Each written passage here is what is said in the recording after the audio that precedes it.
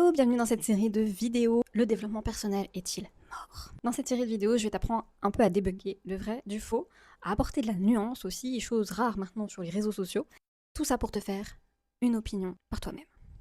Un argument contre le développement personnel que je vois souvent, c'est « mais oui, mais le développement personnel, c'est pour les gens qui n'ont pas vraiment de problème, tu sais, c'est pour des gens qui ont du temps à perdre. » Et je peux vous dire que pour avoir fait des formations dans le développement personnel, en coaching, en orthobionomie, en phytothérapie, dans tous les domaines que j'ai pu côtoyer, je peux vous dire que j'ai rencontré des gens qui ont des vies, mais d'une complexité extrême, avec des choses horribles qui leur sont arrivées.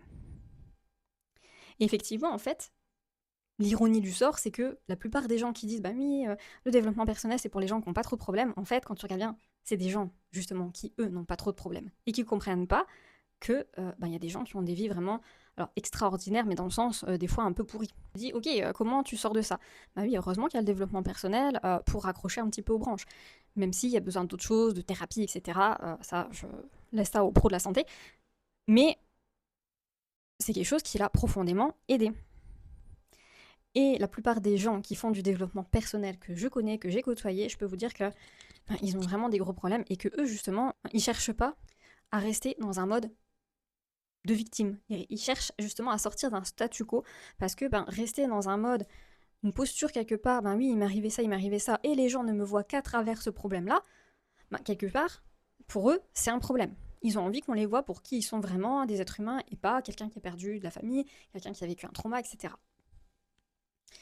Donc, encore une fois, le développement personnel, c'est pour les gens qui ont fait une petite traversée d'enfer et qui ont envie un peu d'en sortir et de voir un peu de ciel bleu.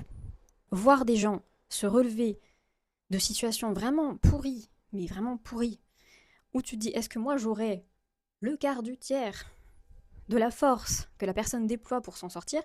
Mais en fait, ça, c'est super inspirant. Donc, le développement personnel, bien souvent, les personnes qui y sont, c'est parce qu'ils veulent s'en sortir et reprendre le pouvoir sur leur vie.